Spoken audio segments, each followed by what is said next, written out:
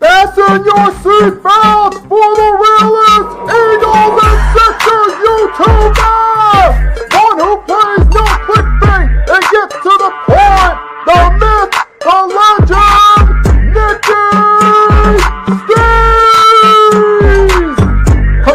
channel, you know the deal. Yo, boy, always keeps things real. Toxicity statue, think they slate, dropping unrealistic man. 2K takes for the kick, even though cats like that get views closer to the millie. Never hear me preach, look on to Philly.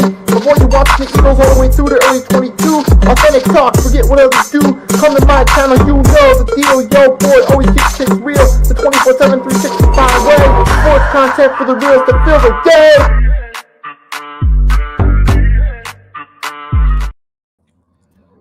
Good morning, afternoon, folks. It is Tuesday, March 24th, 2026. It is nice enough outside to do this show.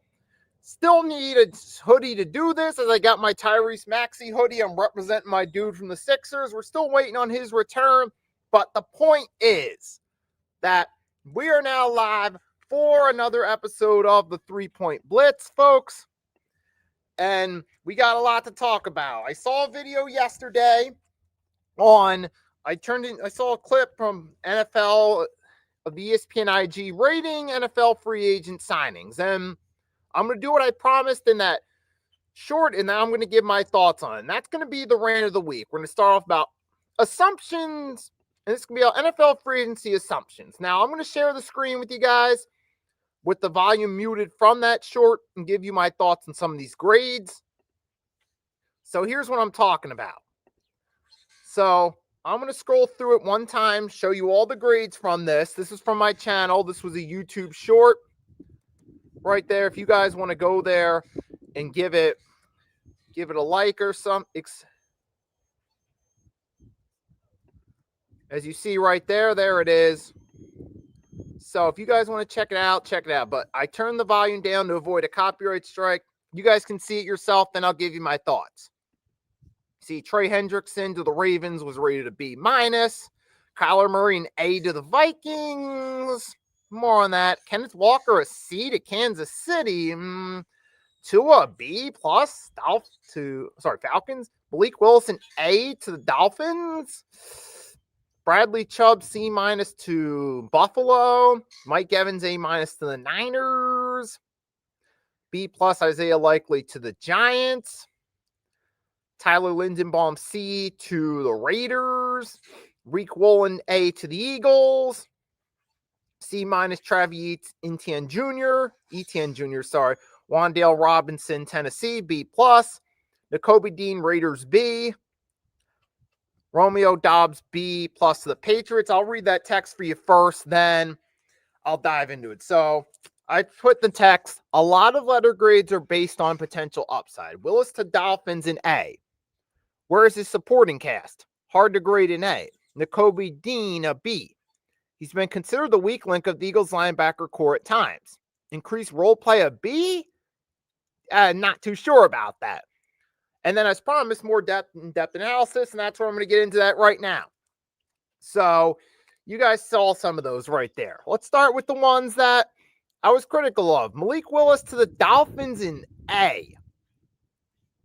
All right, guys, look at the Miami Dolphins pre-agency thus far. They've lost mostly every main player on the roster. A majority of them were gone, either traded, released. And the Miami Dolphins bringing in Malik Willis based on his play with a solid core around him in Green Bay is going to be an A without a supporting cast around him. Now, granted, to be fair, the Miami Dolphins do have the draft. They could end up making some moves in the draft that could help them out. But in A, solely based on that, give me one. Wait a second. Let's see. What's Malik Willis' supporting cast going to be first? Who's he going to have around him? Who's Malik Willis going to be playing with? These are questions you got to answer instead of just assuming that this is automatically an A based on its potential upside. Let's not forget, you still had Josh Jacobs. You had guys like Romeo Dobbs and company, who was an all right receiver. And you had Malik Willis was coming in as a backup without any real time for the opposing teams to scout him. Now you're going to Miami. He's going to be playing against Buffalo, New England, as the two hardest teams as of now in that division. You're going to be going from that. Now you're going to be there, but what is he going to have around him? Offensive line, wide receiver, running back? Name me some players that actually pose a threat to him. Seriously, name me some players that pose a threat. And by that, I mean throws a threat to opposing defenses. Yeah, there's not really much of a team around Malik Willis, so it's like, yeah, I don't really know about that right there. I don't think that's really an A unless you have a really good draft, like, say, the 2017 Saints, who had Alvin Kamara, Marshawn Lattimore, who were excellent right off the bat for them. Unless you have something similar to that, then this so far does not look like a great grade. That's one of those instances of, okay, they're basing it off its potential of being an A when it's really not an A to me. So there's that one right there. I don't know about that. So yeah, I'm not really going to. So there's that. Then on to the Nakobe Dean one I talked about.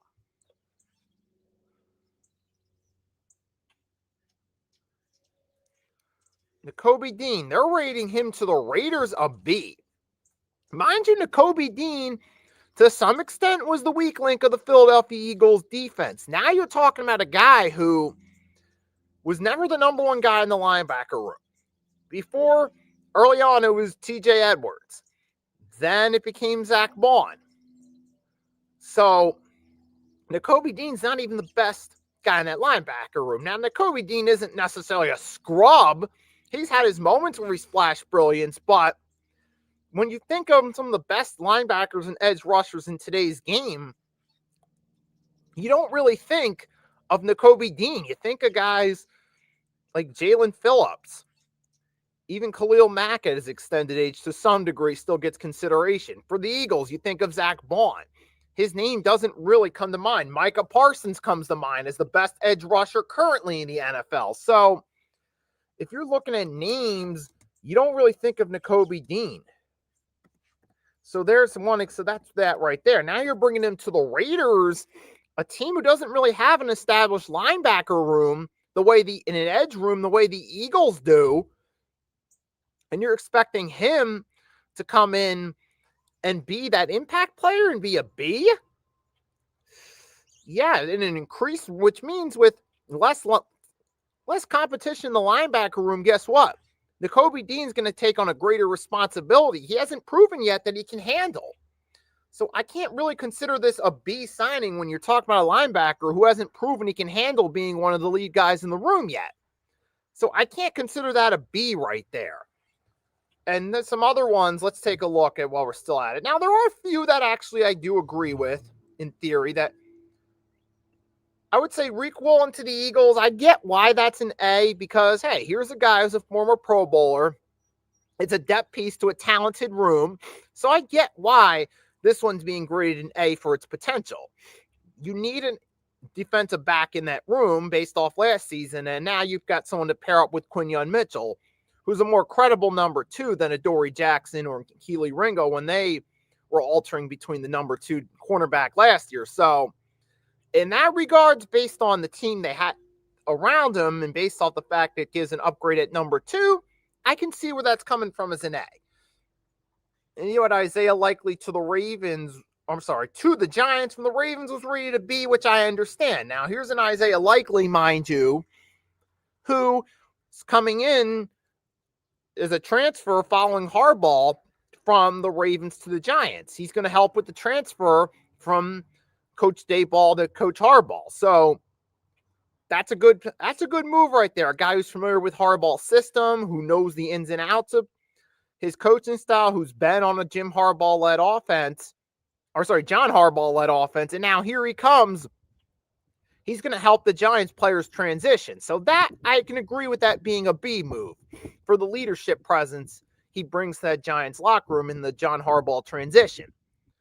That's good right there. I like that because always, usually when a coach goes from one place to another or a coordinator goes from one team to become a coach, they'll usually bring one or two players with them that know the system that can help the rest of the team transition. So I think this does have potential to be a good move, not in terms of making the Giants contenders, but in terms of helping the team adjust to John Harbaugh as their coach. So I do think this is good in that regard. So this helps. Tua B to the Falcons? Nah, I'm going to say no to that. A lot of people are looking at the potential upside of, Tua's been in the Pro Bowl before. He splashed good numbers. He's had winning records as a starter in Miami before. But here's he's going into a dome where he'll be playing his home games. You don't have to worry about the cold in December. Well, if he does end up, that's number one, if he even starts the full season. Number two, you still got to factor Tua's got to play road games in December in the cold, assuming he's still the starter by that point. And remember, did you see Tua last year in Miami? Dude, the dude's accuracy, his throwing mechanics have gone. They've disappeared. He's looking shot. He did not look like the same quarterback. And it's all those concussions he had, getting his bell rung looks like it's catching up to him. And now he's going to Atlanta, a place where, okay, they have on theory, a decent offense, but you're talking about a declining Tua. It feels like the Falcons are doing the same thing over again, hoping for a different outcome. Decent offense, but not having the right quarterback. And Tua, based off last season, is not the right quarterback. He looks like he's in his declining stage. Now, if you're planning on and Michael Penix, yes, he's on the roster. Some people point to him as the starter, but do you even trust Michael Penix to stay healthy based off his injury history?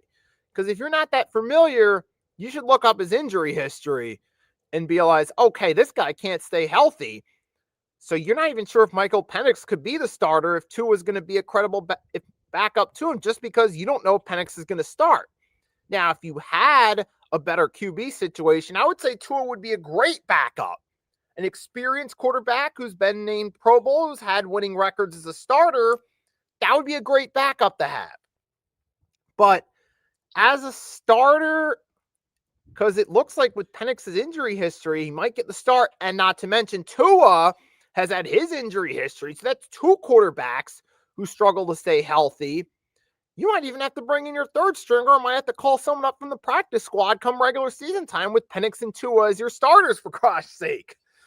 But with that being said, that ties into the second subject I wanted to talk about while we're on football.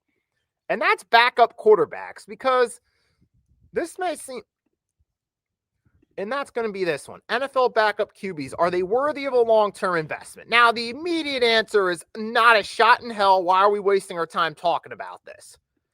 Though the reason why is because on paper, you would think there's no way, but history proves that having a long-term backup can actually be beneficial.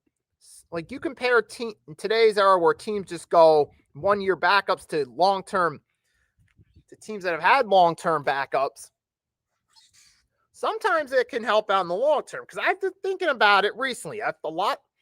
Nowadays, it's just the backups are a one-year rental, basically. Maybe 2-year rental at most.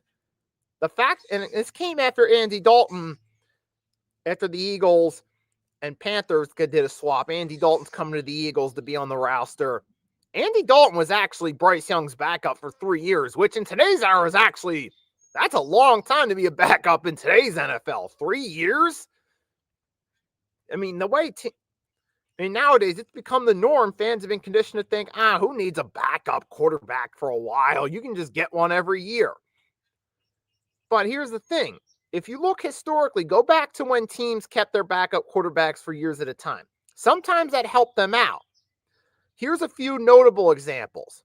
Frank Reich, when he filled in for Buffalo in that Houston Oilers comeback game. Now, a lot of we just know that Frank Reich filled in for Jim Kelly, but what they don't know is that Reich had been on the roster for years up to that point. Jim Kelly was the starter, but Frank Reich was there for a while, which means by the time he had to come in to replace Kelly temporarily, Mr. Frank Reich knew the Bills' offense, and he was able to lead them to the Super Bowl. And yes, they got destroyed by Dallas, but let's be honest, if Kelly started, the same thing would have happened, or very similar. But having Frank Reich, who had been Jim Kelly's backup, he knew the players, he knew Coach Levy, he knew how to run the offense. That helped them out when they needed him. See, when Kurt Warner came in for Matt Leinart, One of the benefits, beside Warner being a former Super Bowl winning quarterback, was also the fact that he had been on the Cardinals roster for a few years. So he already knew Larry Fitzgerald, Anquan Bolden, Edgerrin James, LeVar Arrington. He was there for a couple seasons. Those previous seasons, 06 and 07, during Leonard's first 2 years, they altered between starting quarterbacks. When they did play, Warner played better, but that was just sparingly. But because he had been there, had in-game experience playing with those guys, it helped him out when he took over and the Cardinals made that miracle run to Super Bowl 43. So there's another factor you got to consider too. Warner was initially the backup, but when they needed him, because they knew Leonard wasn't the answer, they had a guy who was there for a couple of years and knew the offense. So that helped them out. Now, if you want to talk about a few examples of guys who took over for someone who was initially the starter and actually won, see, recently Nick Foles for my team, the Philadelphia Eagles, he came in 2017. He got signed to a 2-year deal. Having been the Eagles starter before back in 2013, majority of 2013 and 2014 seasons. He made a Pro Bowl nod in 2013. He figuratively fell off a cliff after that, but here was a guy who had been with the Eagles before. He knew some of the veterans there, like the Jason Kelce's, the Zach Ertz, Brent Selleck. So he had some chemistry with that offense. So having a guy who knew the offense and Foles really helped them out when they needed him on that run to Super Bowl 52. Another example, Jeff Hostetler for my team's rival, the New York Giants. Here was a guy who, mind you, had been there for a while. When Sims got hurt, he could take over. Remember when Mark Bulger looked like for a minute he was going to be a star quarterback and the successor to Kurt Warner? Well, that's because Bulger was drafted in 2000. He had been the Rams' backup for a few years when he took over in 2003 as the starter. So he already knew the offense. He had chemistry with Marshall Faulk, Torrey Holt, Isaac Bruce, and those guys. He had worked with Mike Martz in practice, so he already knew the offense. That's why the Rams had that good season with him where they got the number 2 seed. Then Bulger had multiple picks against the Panthers, he had one decent season after that, then kind of fell off. But the point is, when needed, they had a QB that knew the offense and could help out. Or see Tony Romo when he took over for Bledsoe. He had been on the practice squad. He had been there the entire time with Parcells.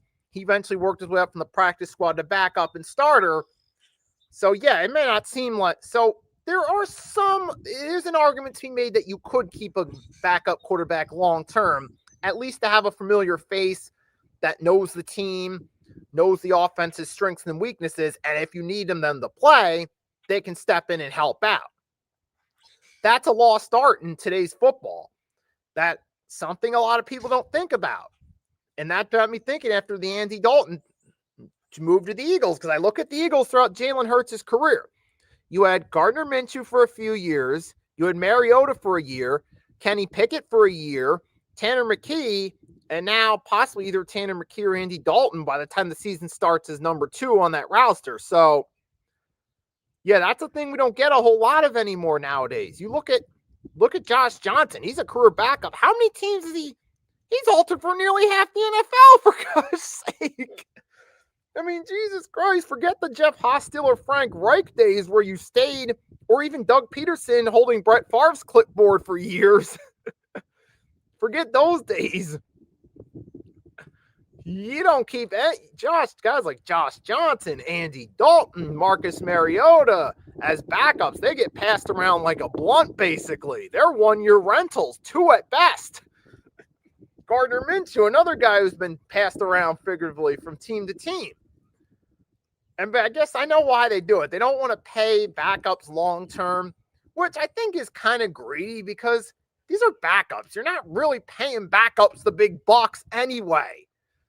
I mean, it's that. So that does play a role in these executives are kind of greedy. Let's face it. I mean, I understand that, look, you're not investing in a backup. You're investing in the starter. There is the argument to be made of why invest long-term in a backup when you're investing in your starters. And that's true, but your backups are making the minimum NFL salary anyway. They're not really investing in these guys long term, you're keeping a face around that knows the offense. It's just for whatever reason, the league changed its perspective. And I kind of get it, but at the same time, I feel like you're missing out on an opportunity if you need someone as a backup. Now, you look at the Eagles without Jalen Hurts, sometimes they struggle a lot in the handful of games Hurts hasn't played, in part because they keep switching backups every couple of years.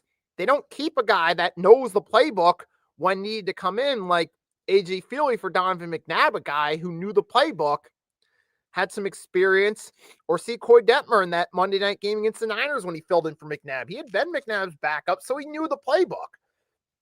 But you bring in a guy like a Marcus Mariota or a Tanner McKee who don't have a lot of time on the team, haven't been on the team long. It's kind of hard to bring in a guy when you need him.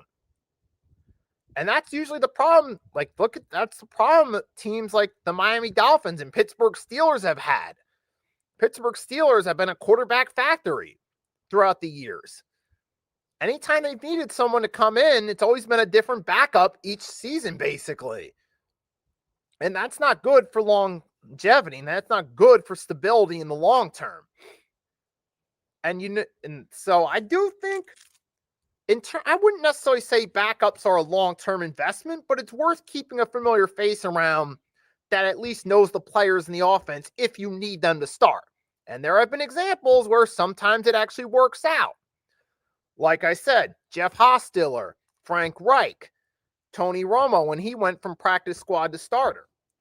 So they are worth at least keeping around in my view, so you have a familiar face. But that's what I'll say, leave it at right there. And we got one more NFL news related subject to talk about before we switch to basketball.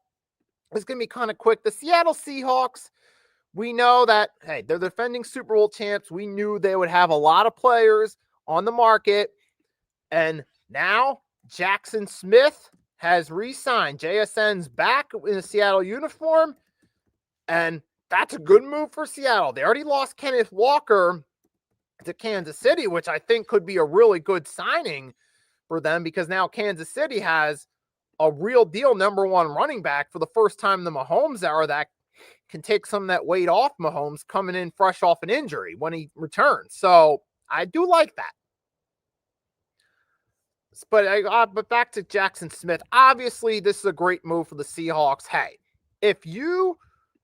Any team that's fresh off a Super Bowl win would extend their number one receiver. So kudos to the Seahawks. I know Bo from Football Talk with Bo's happy about this.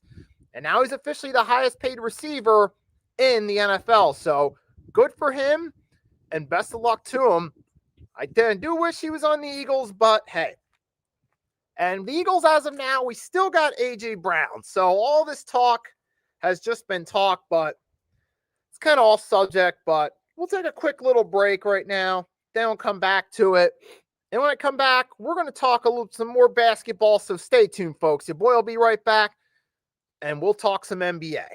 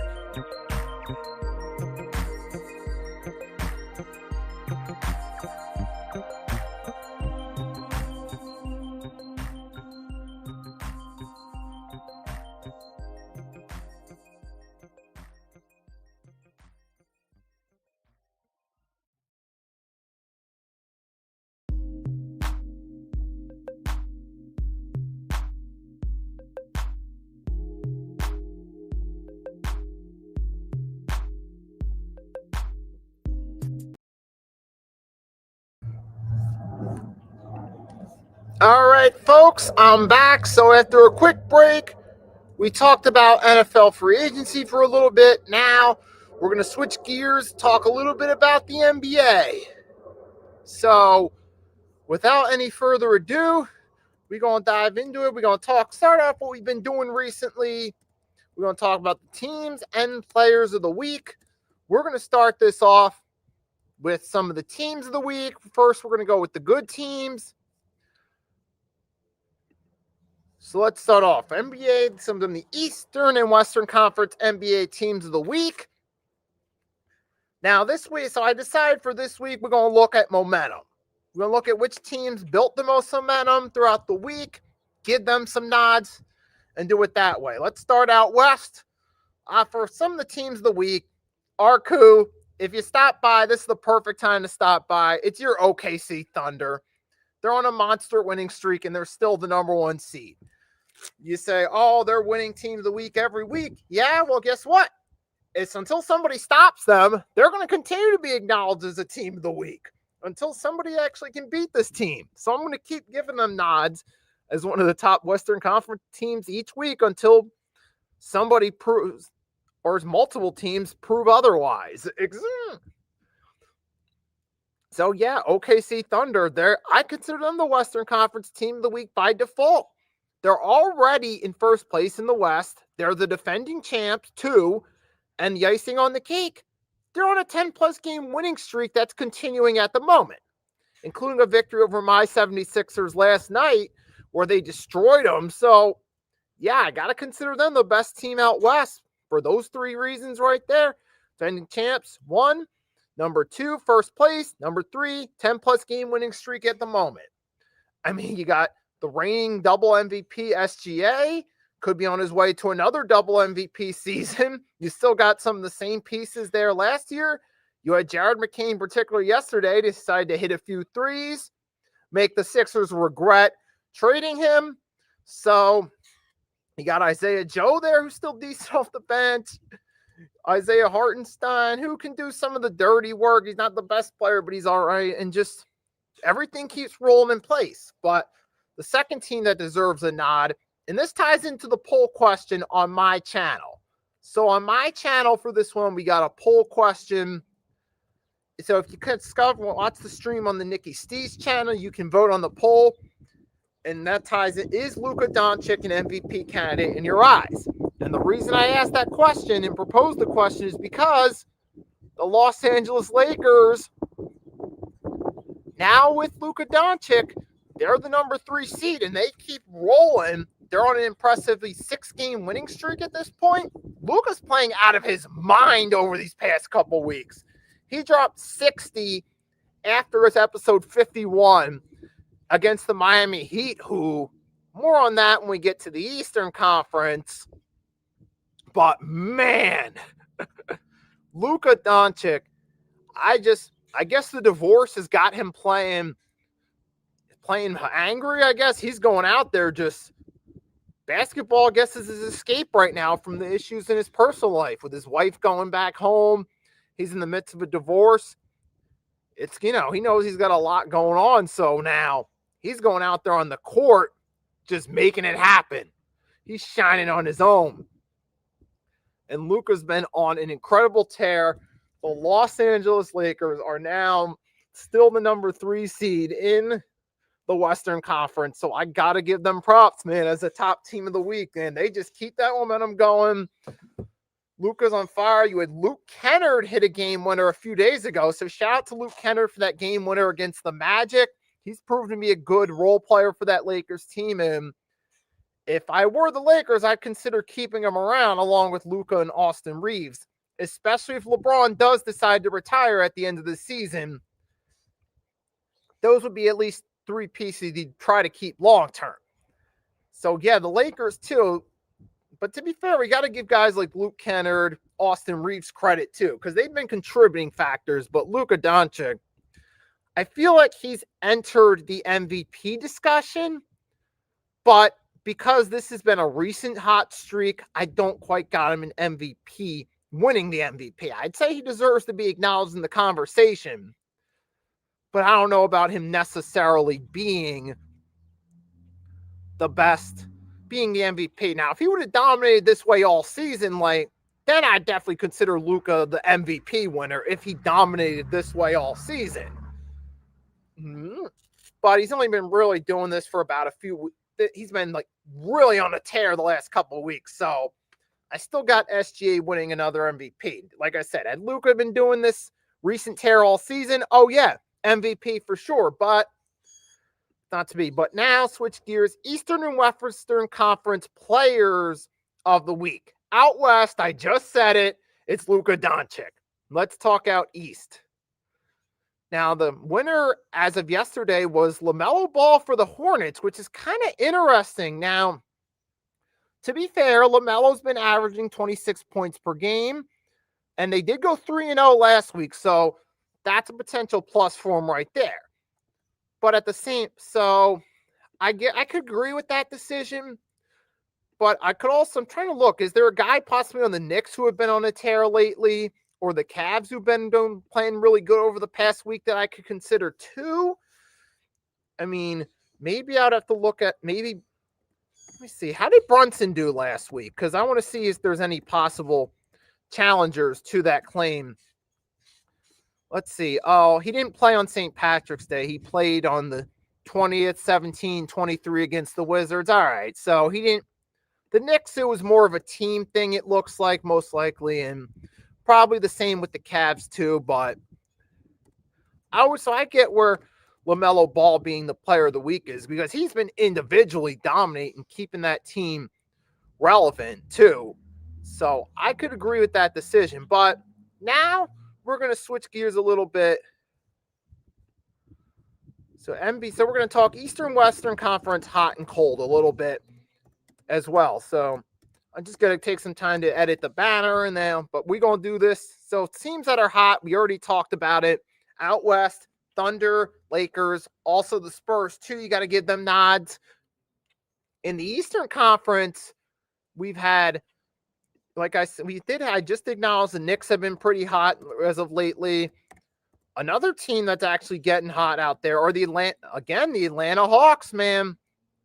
They're now the number 6 seed. They have 9 of their last 10 games they've won, and they've been absolutely impressive out west. Jalen Johnson's looking like an all-NBA candidate, for real. And here was a team that we were wondering, should they move on from Trae Young? And now, you damn right they made the right decision moving on from Trae Young. It's looking like Trae Young, let's be honest, was more of a stat pad than an actual asset to the team. Jalen Johnson looks like a complete asset. Now, the Hawks are the number 6 seed. And if the season ended, they would have a first-round matchup with the Knicks, would it actually be a good series because the Knicks have won 6 straight. And they're actually tied with Boston for the number 2 seed at 47 wins apiece. Boston has the nod because they've lost 24. Knicks have lost 25 because Knicks have played an extra game than them. But there's still a chance based off them being deadlock at 47 wins. The Knicks could even be the number 2 seed by the time we get to April, come playoff time, the way they're playing. So it's amazing how these win streaks really make a difference this time of year. And also you got the number 10 seed Charlotte Hornets have won 3 straight. Well, the Miami Heat have lost 5 in a row and fallen to the 9th seed. And the Orlando Magic have also lost 9 in a row, and they've fallen to the 8th seed. When just a few weeks ago, the 2 Florida teams were looking pretty hot out there. And now all of a sudden, boom.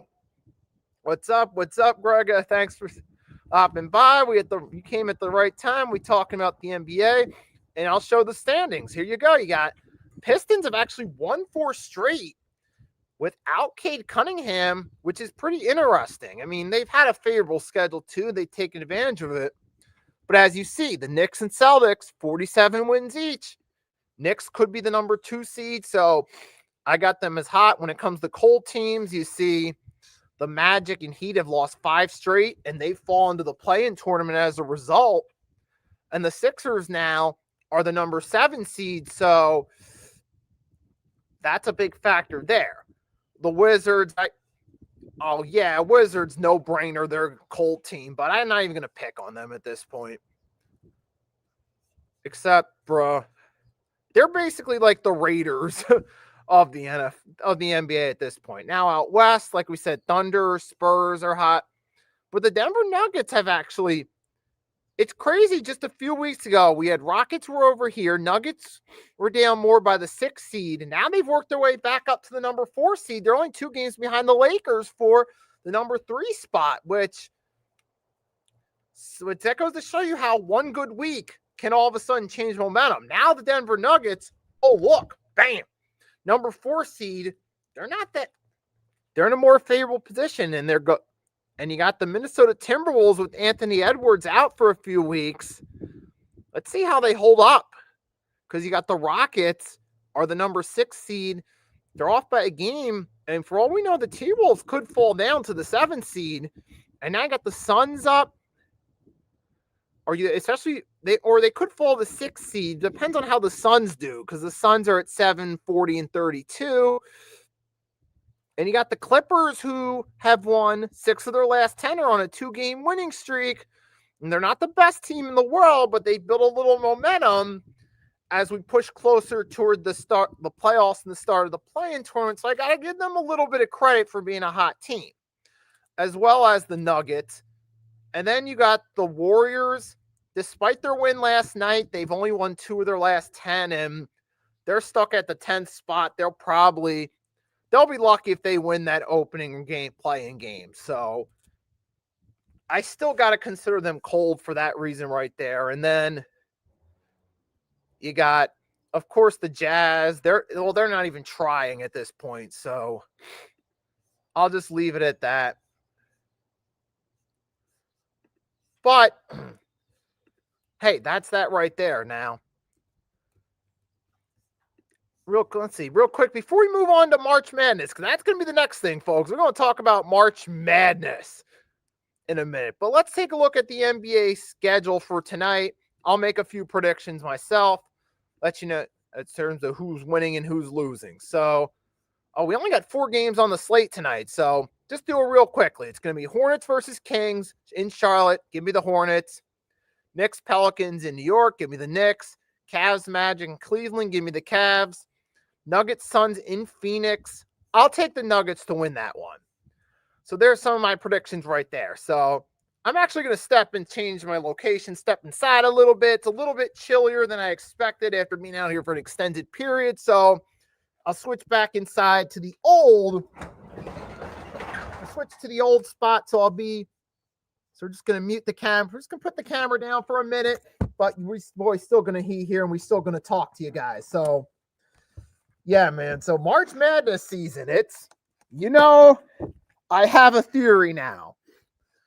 There's a reason they call it March Madness, because there's always going to be some interesting upsets that are going to happen. Yeah, always every year those casual fans make the mistake of picking certain players and picking certain teams based off team record. But every year we always get those upsets that you don't expect. So we're going to take a look at that. We're going to look at some of the games. We're going to look at some of the players a little bit and go based off that. So, all right, I still got a few more things to bring inside, but here's a little video clip. Keep you guys entertained for a minute.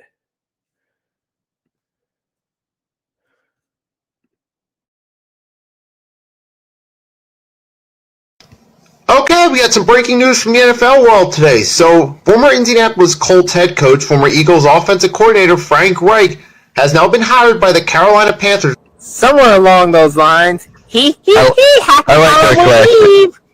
I like those glasses, dude. They're nice. Tonight's gonna be a thriller! Have I told you I worked at the World Series? It was my first year at the stadium. I went to Fanatics Fest, I went to Comic-Con, and I went to the World Series. It was my first year at the stadium, and the Yankees made it all the way to the World Series. Unfortunately, we lost 5 games to the Dodgers. I said the Giants will be a perfect fit for John Harbaugh because you already established the quarterback situation. You already established the running back position. You already established the wide receiver position, and you have the top 5 pick in the draft.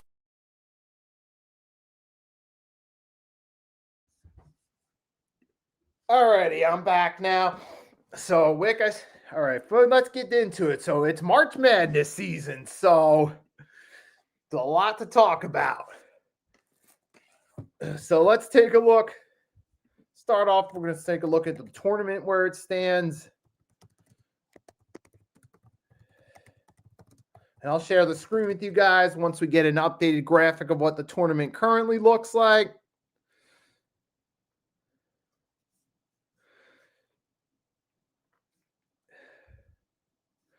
All right, so where are we at? Let's see. Let's make sure it's hopefully got on the NBC Sports site. Let's see if we actually get. Hold on, let's see if we actually can get an updated schedule real quickly. All right, so here we go. So we got an updated one real quick. So let's see. As of right now, here's where the tournament stands. Commence March Madness schedule this upcoming week. We got on Thursday the 26th in the Sweet 16. We got Purdue going against Texas. Got Nebraska, Iowa, Arizona, Arkansas, Houston, Illinois. And then after that, I got Duke and St. John's, Michigan, Alabama, UConn, Michigan State, Iowa State and Tennessee. Then after that, we'll have the Elite 8 set for Saturday, Sunday.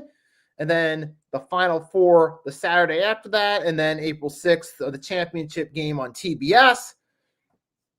So that's where we stand now. But there have been some upsets, folks. I'm just going to let's go through it first. You had Some notable upsets. You had TCU beating Ohio State. You also had Wisconsin fell. You had UNC fell to VCU, which is a big one. You had Texas, BYU.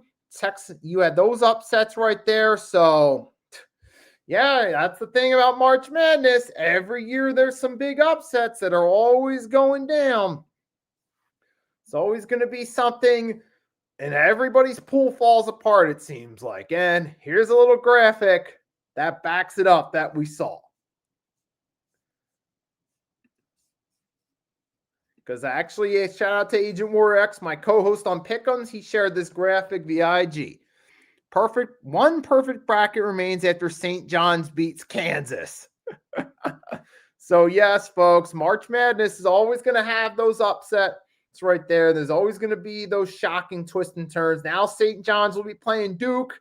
But before we do dive into it, see who the best players are, let's take a quick trip down memory lane at some of the most infamous upsets in March Madness history. So some interesting ones. 2020 C, you had FDU beat Peru. They beat them 63-58. Most notable about that was Zach Edey, current center of the Memphis Grizzlies, was on Purdue at the time. He led the way with 21 points. But it was the biggest point spread upset of all time, which has made it highly publicized amongst bettors and gamblers. You also, 2018, UMBC beat Virginia. That was number 16 beating a number 1, 74-54, which was a real shocker. You had for UMBC, Jarius Lyles led with 28 points in that one. Then we flash forward ahead to 2022. We had another infamous one. St. Peter's over Kentucky, and that was kind of the beginning of the end of Coach Calipari's reign over there in Kentucky. And then Greg says he's looking forward to St. John's versus Duke. Definitely going to be interesting now at the momentum. You also had 2012, Norfolk State beat Missouri, the only 15th seed to beat a number 2 seed. 1993, you had Santa Clara defeated Arizona. Most notably from that game, Steve Nash was on Santa Clara and Damian Stoudemire was on Arizona. Now, Steve Nash, I actually looked it up. He didn't play that great in that game. It wasn't really until he got the NBA that he really found his groove and defied the odds of becoming a star. But another upset, UConn was a favorite behind Rudy Gay in 2006, and they fell to George Mason. 1997, 18.5-point underdog, Compton State beat South Carolina. And you also had the perfect upset, Villanova over Georgetown in the mid-'80s when it looked like the Hoyas were going to dominate again in 85 behind Patrick Ewing. And last but not least, 2005, Bucknell defeated Kansas by 1 point. So the point is, and another example, Leitner, a miracle shot for Duke going back to the early 90s. So, yeah, the point is March Madness has a history of upsets, folks. So this is nothing new, and this is nothing out of the ordinary. But the reason it happens so commonly in March Madness is because it's one-and-done tournament style.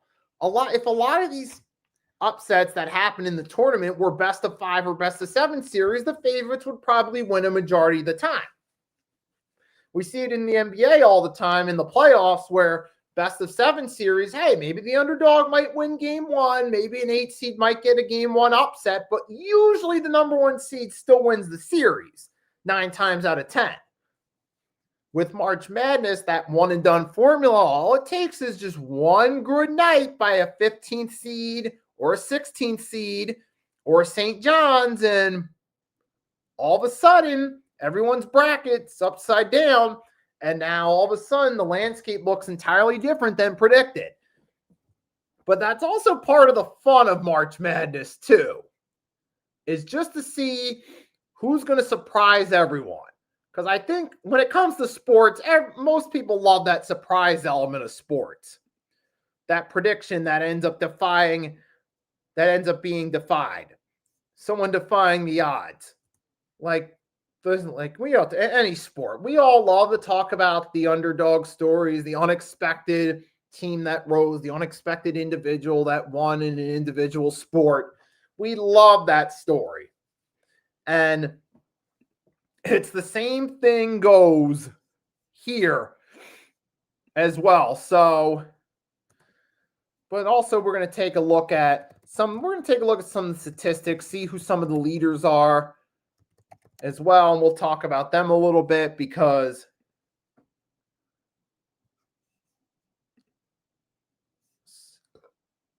let's take a look. Actually, matter of fact, this will actually start off. This will be good to start. We'll take a look at. So let's take a look at the tournament bracket. Kind of get a brief score recap. Everything that happened. We had Duke beat Siena pretty easy. TCU got the 2-point upset over Ohio State. Here we go. This will give us kind of a quick recap. So we got for TCU, you had Mika Robinson led the way in that upset over Ohio State. And so far this season, so he's been averaging about 10 points per game. He's been getting about, let's say, estimate to 5 rebounds. But let's take a look at a more in-depth analysis of the player.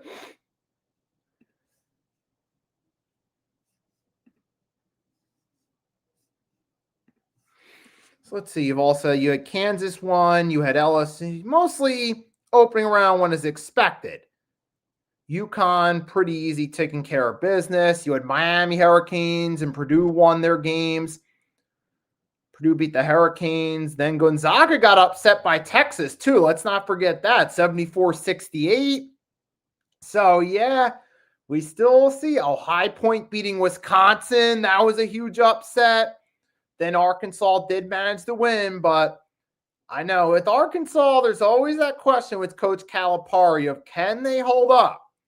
Can they hold up? Will there be an upset? So let's take a look at some of the leaders now, some statistical leaders. You got offensive leaders. You got AJ Dibansa from at BYU leading the way, averaging 25 a game. Jordan Riley from ECU leading with about 24. You got PJ Haggerty leading 23. Darius Acuff Jr. for Arkansas has been 4th in points with about 23 points. And then you also had Deshaun Ruffin, Jackson State, 23 points. Assists, you got Jeremy Fears Jr., MSU led the way with assists from Purdue. Brandon Smith with about 9 assists per game. UCLA, Donovan Dent, had about 7. Trying to look.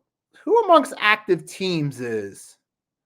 Here's one. You got for Michigan, blocks averaging close to 3 blocks a game. Adi Myra is doing pretty solid there. I'm going to try to take a look at the complete. Let's get that out of there. Let's take a look at the team's leaders. That'll actually be better. You got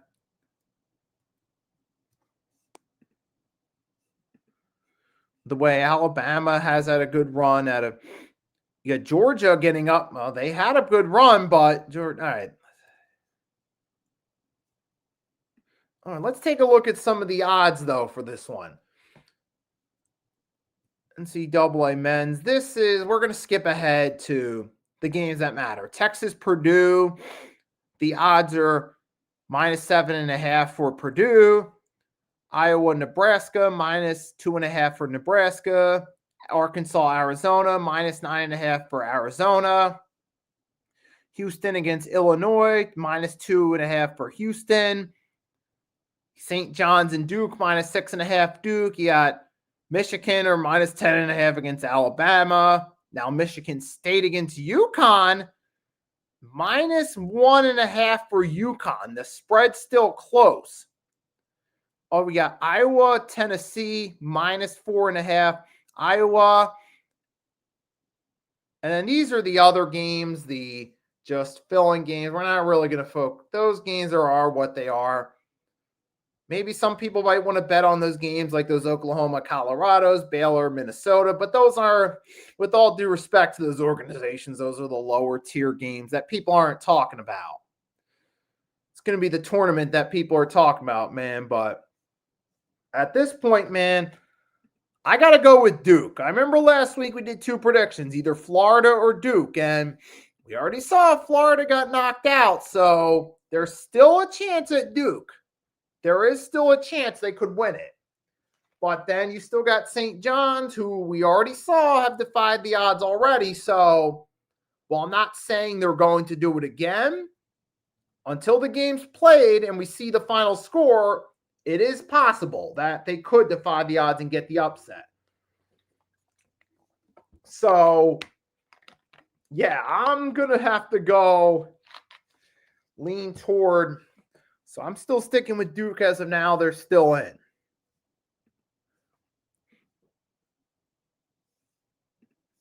So, hey, that's the fun part about March Madness, though. You never know. And let's see. And while we're still on that subject, I'm looking, while we still have some fun, let's take a look at some mock drafts going on right here. I'll share with you guys. Let's see what you think, because we've had enough of a sample size. This will at least give us some indication. We could update this every week. So some of the top players according to this mock draft. This was pre-Sweet 16, so this could change by next week. So let's take a look. Yeah. Projected now. Nets getting AJ Dibansa from BYU. Wizards, Keaton Wagler, Illinois. Then the Jazz third, Kingston Flemings, Utah. Detroit Pistons, Koa Pete, Arizona. Charlotte Hornets, Haynes, Steinbach, likely to go out of Washington. Then it's at Trailblazers at 6, taking Braden Burries from Arizona. Grizzlies 7th, going with forward Nate Emin out of Tennessee. Then you got the Hawks likely getting LeBron Philon Jr. Garden. You got Chicago Bulls likely 9th, Mikael Brown Jr. And it's got Cameron Boozer from Duke to the Warriors, 10th. So we got to wait and see about that one. So as of now, that's some of the projections. Some key rising stars, Mikael Brown from Louisville, Keaton Wagler, Illinois. So those are some of the projected top stars as of now. But remember, we still got time to go. We still don't know exactly how it's going to play out yet. So we'll have to wait and see on that one. But hey, man, the fun part about March Madness is getting to see how it plays out. There's always these brackets. Let's take a look at some of my brackets. Take a look at my brackets, see what's up. So the one bracket I have Duke winning, it was them winning against what's its face? It was them winning against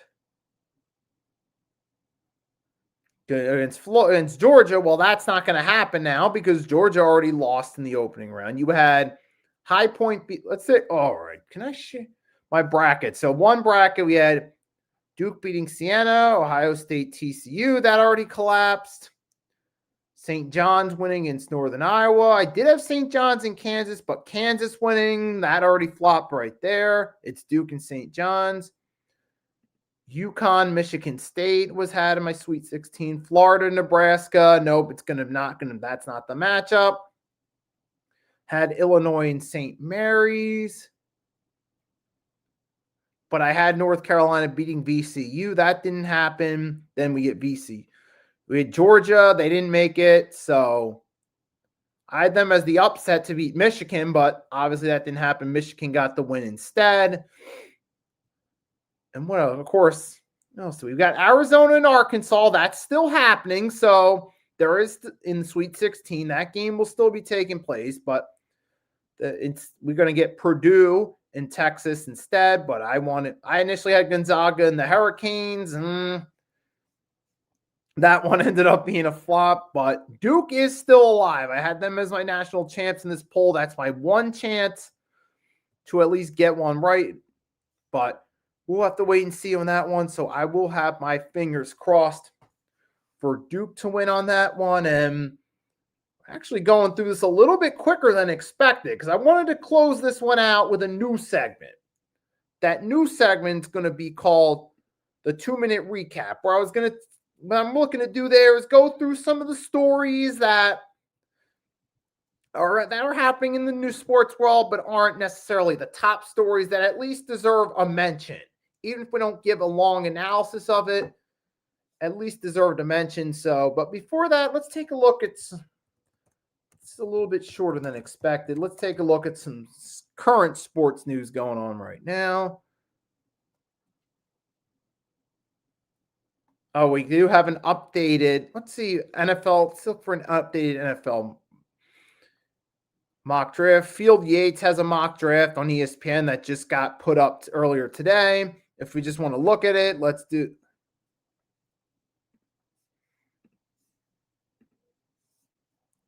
So let's do that real quickly.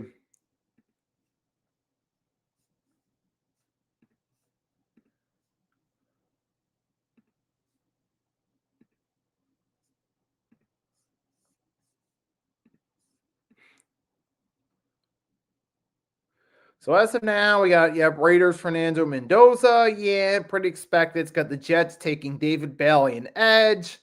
Cardinals taking edge. Arvell Reese out of Ohio State. Then Tennessee Titans, linebacker Sonny Styles out of Ohio State. New York Giants, Caleb Downs, safety, Ohio State. Cleveland Browns, Carnell Tate, wide receiver, Ohio State, try to give Shedeur a weapon. It's got Washington taking Jeremiah Love out of Notre Dame. 7th, Saints taking edge Reuben Bain Jr. And you got Kansas City taking Jordan Tyson out of Arizona State. That would be interesting. But he has dealt with a series of injuries, though, too, as seen here. He dealt with a hamstring injury and previously suffered a broken collarbone ACL tear. But he changes an offense when healthy. But can he stay healthy is the concern. Remember, Tua had this red flag going into the draft, and ultimately it's happened to him in the NFL. So we want to get Cool Cat and Andy Dalton jersey. Andy freaking Dalton. Yeah, that would be hilarious just to see it. If it does happen, somebody let me know if that day ever comes. And then the Cincinnati Bengals going for Mansour Delane, defensive back LSU. The Dolphins going Francis Maigoa out of Miami, offensive lineman. Cowboys, Jeremiah McCoy, defensive back Tennessee. Rams got the pick from the Falcons, Monroe Freeland. Offensive tackle Georgia. Ravens going offensive line, Spencer Fano. So far, this mock draft is mostly going team needs.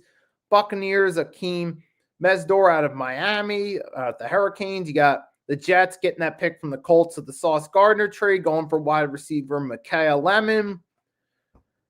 But doesn't answer the long question of who is the Jets starting quarterback that's actually going to help them. Detroit Lions go offensive tackle Kadon Proctor. That makes sense. You want to get an offensive lineman. Vikings, they're going to go with the safety, Dylan Thieneman. Safety, Oregon. Panthers go get a tight end, middle of the first round, Kenyon Sadiq out of Oregon. Try to give Bryce Young another weapon. The Cowboys from the Packers go and get an edge, Mason Thomas, try to help their defense. Obviously, the Cowboys would be hoping he'd be a suitable replacement for Parsons. Then the Steelers would go Olavega Ione from Penn State.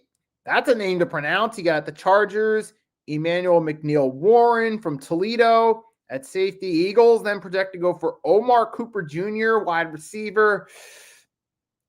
I've said it. I think they got to go on defense and fill one of those voids there. Because you've already got another cornerback. You either need to get another edge to fill that, or linebacker to fill that void that Jalen Phillips and Nakobe Dean left, or go get another safety to fill that void Blankenship left. I don't really I'm not saying having another wide receiver is bad. It can be a good thing, but I'm not buying into this hype necessarily. They keep going on that the Eagles are going to look for A.J. Brown's replacement. Well, it's been talk, but yet it hasn't happened yet. So, okay.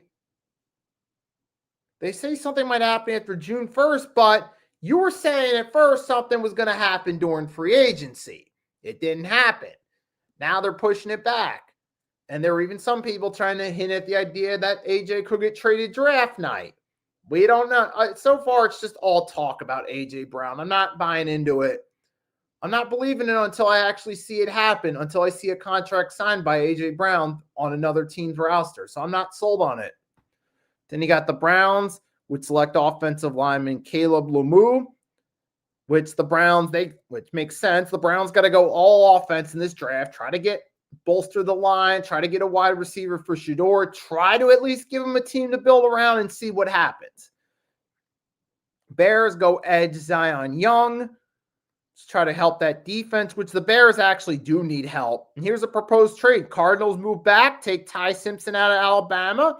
I could see that happening, or I could see them, if they really are high on Ty Simpson, maybe moving up sooner in the draft, but that one remains to be seen. Got the 49ers take Keldrick Falk and edge. That makes sense because you don't know how much longer. But you want to wonder, are they going to go for a tight end too? I mean, you want to rusher because you're not sure about Bosa's future. And yeah, Browns, exactly. They need everything on offense, defense. Oh yeah, absolutely. Browns got to go off. For the Texans, it has them going Peter Woods, defensive tackle, which Texans really need offense. They need at least a real wide receiver that could try to help CJ Stroud a bit, give him an easy target to throw the ball to, take some of the pressure off. But really, I think Texans, it's smarter go wide receiver. I mean, you already got a phenomenal defense. And then Kansas City from the Rams, Cassius Howell, bringing an edge. And then the Dolphins from Denver, Casey Concepcion, if I'm pronouncing that right, wide receiver, Texas A&M, makes sense. Patriots would add another wide receiver, Denzel Boston. Okay, maybe just to give another weapon. They got the Seattle Seahawks would go Avion Terrell, defensive back Clemson. Then round two's got the Jets taking a defensive back, Colton Hood. Bills, C.J. Allen, linebacker from Georgia in that proposed trade. Tennessee Titans, Keelan Rudledge, guard. I could see possibly, like I said, a trade happening with the Cardinals, trying to move up or move back for another pick, but we got to wait and see on that one. Then you got Las Vegas Raiders, Caden McDonald, defensive tackle. New York Giants going to get a guard out of Texas A&M. Blake Miller, offensive tackle. And then the Browns going for another corner. I get trying to get someone corner, but if you're the Browns, I'd focus on the offense in the early rounds. But then again, knowing the Browns, I wouldn't surprise me for them to do something like that. So I wouldn't put it past them. Then it's got Jake Galday, a linebacker, Cincinnati. And Cincinnati Bengals also taking Anthony Hill Jr., linebacker, Texas. Chris Johnson, defensive back, San Diego State. You got Dolphins, Malachi Lawrence, edge. Then the Jets going defensive tackle Christian Miller, Georgia. Baltimore Ravens, TJ Parker, Clemson. Buccaneers, Eli Stowers, tight end. You got the Colts, Caleb Banks, defensive tackle. Atlanta Falcons, Max Ironchord, offensive tackle, Arizona State. Then you got the Minnesota Vikings going Dennis Sutton, edge. Lions, Gabe Jacques, edge. And then the Panthers going for an offensive tackle, Northwestern. Caleb Turrine, Packers, 52, Lee Hunter, defensive tackle, Texas Tech. Pittsburgh Steelers, Brandon Thompson, wide receiver, Mississippi State. Eagles, Jennings Dunker, offensive line, Iowa. Los Angeles Chargers, Emmanuel Pregnon, guard, Georgia. Jacksonville going Kieran Crawford, edge. And then the Bears going Jacob Rodriguez, linebacker. 49ers, Jeremiah Bernard, wide receiver. the Texans, Kyle Lewis, linebacker. Bears going for a safety at Arizona. That makes sense for the Bears, though, to build up their defense as much as they could because that really wasn't their strong point. They had to rely on a bunch of fourth quarter heroics, which was fun last season, but that's not sustainable in the long term. You need a defense to build up for the Bears in the long haul. Rams going for Chris Bell, try to get another receiver for Stafford to throw to. Broncos, Joshua Trotter, linebacker. Let me see. Joshua Trotter at all. Is he at all? Is Joshua Trotter at all related to is he another son for Jeremiah Trotter by chance? I want to see. I'm going to research that real quickly. Find out. I mean, he is 20, so he would be birthplace Philadelphia, PA. Yep. Trotter was on the Eagles roster at the time, so he probably is one of Jeremiah Trotter's younger sons.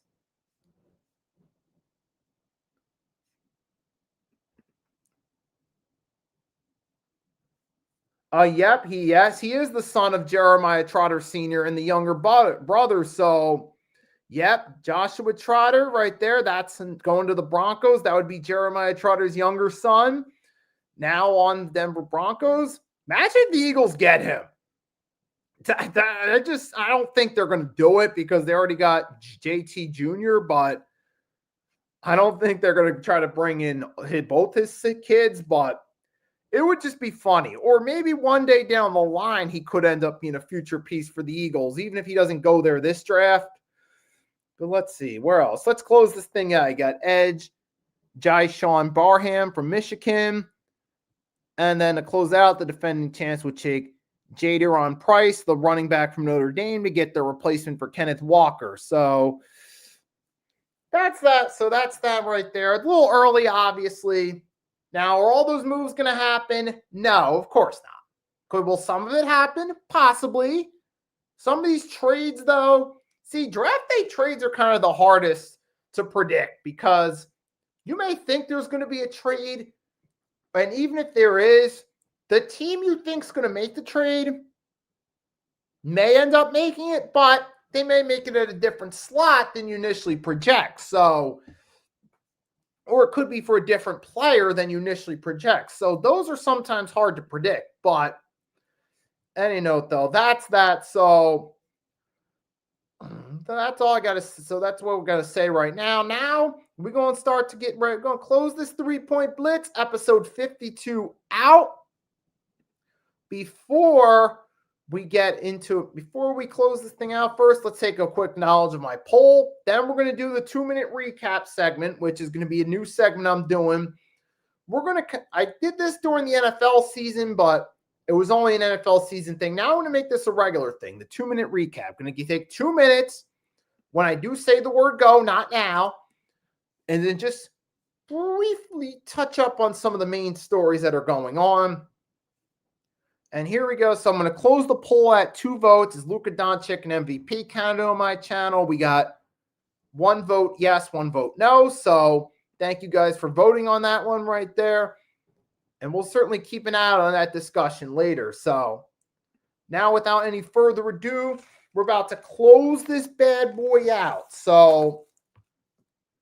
But before we do, let's talk about something else that's actually interesting that I wanted to talk about first, actually. NBA expansion. I almost forgot. So it looks like it's going to be happening inevitably a few years from now. We've been hearing rumors about it.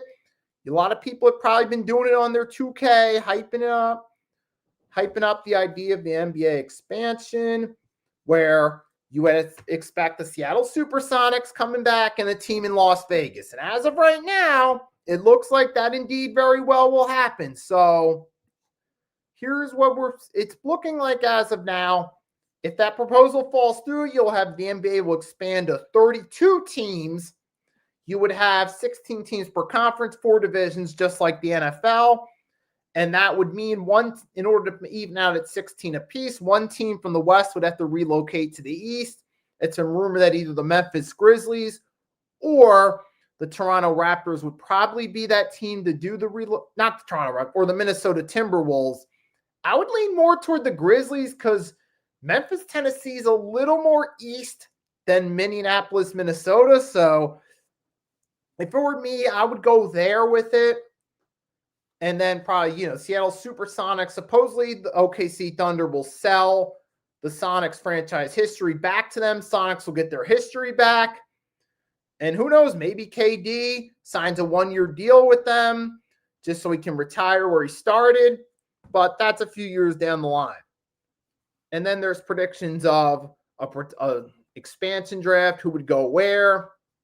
But the way I see it, at this point, you'd probably what the divisions would look like if it were to happen. So there is a graphic real quickly that shows, because I could see, but I see the Memphis Grizzlies would most likely be the team to relocate to the Eastern Conference than the team out west.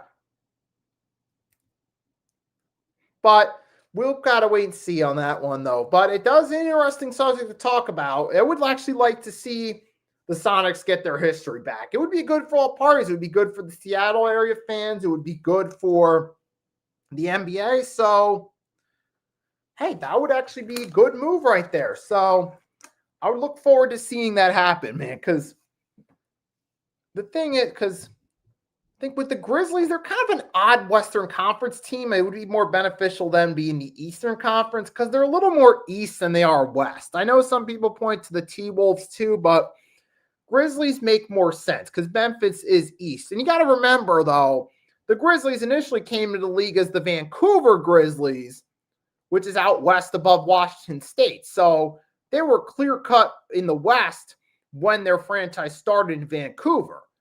They moved to the East. They kept them in the West. They moved a little more East Coast to Memphis, Tennessee, but they kept them in the Western Conference because it made more sense geographically. Then when the Charlotte Bobcats joined to make it 30, the Hornets, now who were original Hornets, who were in New Orleans at that point, moved west to even it out 15 teams per conference. But I think if you go 16 per conference, Grizzlies would make a little more sense. They're a little more east, and it would finally line them up a little more geographically. So there would be that to look forward to. Obviously, the Sonics coming back would, I think, be good for both the city of Seattle and the league itself. There is a team name with a rich history in the league, and just with all due respect to OKC or Kuhn Company, but there is a void, I feel like, not having that team in Seattle, and getting the Supersonics back in the league could be good down the line.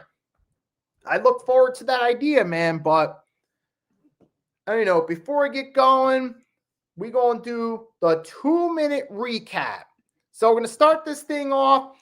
So the WNBA has reached a deal. They will be back next season. The minimum salary will be $7 million, which is good in the long term because they're a league that's trying to grow and they need people around. They need to be active this season to keep that growth going. Because you know how sometimes recessions can hurt leagues that have some growth. Like remember the Arena Football League, for a minute it was hot. It even got its own video game in the mid-2000s, but then all of a sudden the recession hit, Arena Football League fell off.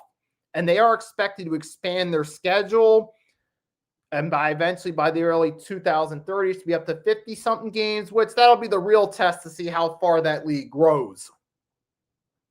So we'll have to see on that one. But moving right along, you also got Kate Cunningham's out for a couple weeks with the collapsed lung.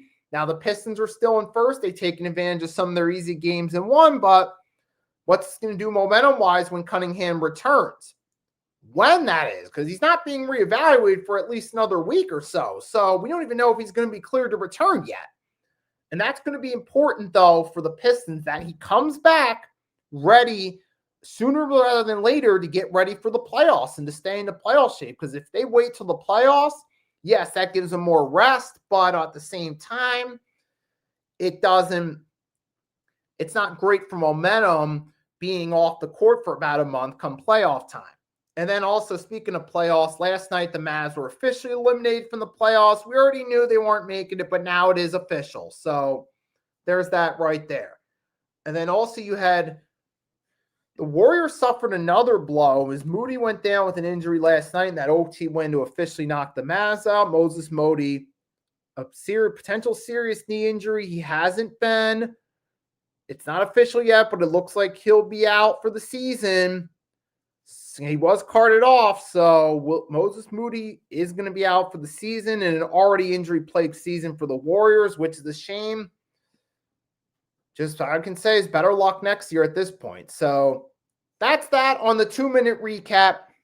It's a segment I plan on keeping going forward. So with that being said, yeah, guys, thanks for tuning in. I hope you enjoyed this. And we'll be back later tonight.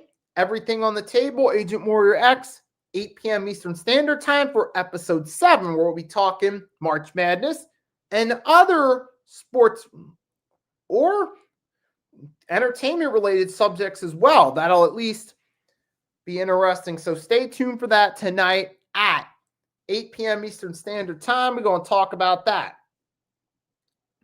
But yeah, it's crazy. Got episode 53 coming next on the final day of March. Maybe might even do a mock draft. We'll also recap the Sweet 16 and make some previews for the games ahead. So we'll keep an eye out. We'll get to see how March Madness plays out. Definitely be back, talk about in episode 53. Also talk about what's going on in the NBA as well. And if there's any big moves in the NFL, you'll definitely bet you will be able to talk about it. We might even do a small mock draft next week. Still up for debate on that one. But yeah, guys. So thanks for tuning in. Grega, Arku, anyone else that stopped by. I hope you enjoyed this stream. Those that voted my poll, thanks for it. It was fun to come on here and talk about March Madness, talk about this year's games, as well as reflect on some of the biggest upsets. And until next time, it's your boy Nicky Steve signing off, and I'll catch y'all later. Tune in to Everything on the Table tonight, 8 p.m.